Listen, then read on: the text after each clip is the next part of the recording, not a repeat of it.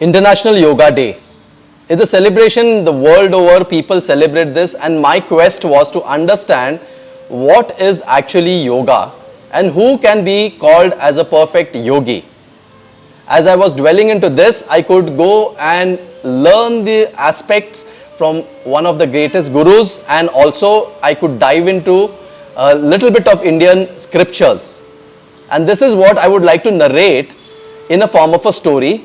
What is yoga and who can be called as a perfect yogi?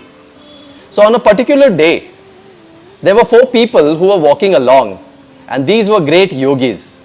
The first one was Karma Yogi.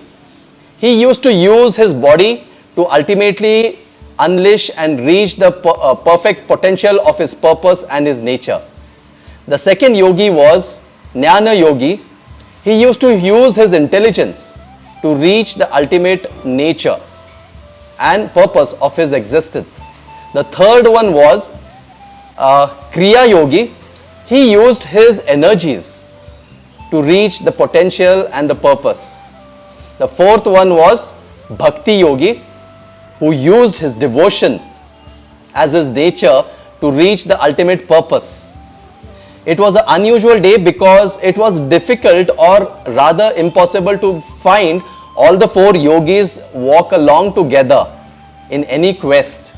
But this was the day when they started walking for some reason together.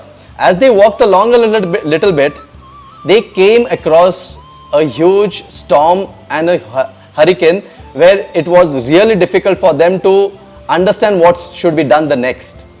As they started discussing, one of the yogis, the Jnana Yogi, said, I know a nearby place where we can find shelter in a temple. And they agreed, all of them, to go to the temple. As they reached the temple, they were astonished to see that the hurricane, the storm had already devastated the entire temple, leaving behind only a particular shelter along with the deity intact, leaving with no option. They all 4 decide to go and take refuge. And they took refuge and they decided to wait there for the day. And there was no space, so they had to tightly hold the deity together to save themselves from the wind and the storms. And as they came across and they were clinging to the deity so tightly, and along with them they were holding each other, God appears in front of them. And they were all again astonished. They were astonished because all these years that they were practicing yoga in their own formats, they never found God. But now, in such a simple situation where there was hurricane, but it was not so grieve as well. But they found that God appears in front of them, and they all 4 asked, where were you all these years? We have been practicing yoga to the best. I have been practicing intelligence. I have been practicing my own body. I have been practicing with utmost devotion. I have used all my energies, but never we found you. God laughs aloud and he says, this is what I was waiting for, that all 4 of you can at a single point of time come together, is when you can be called the perfect yogi, and this is what is perfect yoga. It is such a deep message. In the quest to find the ultimate purpose of our existence, we start walking along a path and we take it unidirectional or bidirectional, sometimes use only a particular means and ways.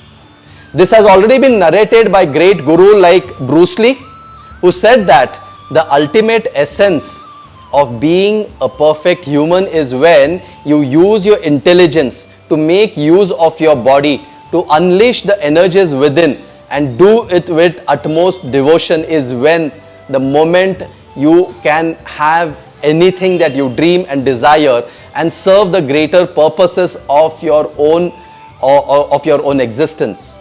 It's always been related to nature, and this is what it's all about. If you really understand, this is what I had the best understanding of yoga, is when you use all these 4 things at a particular go.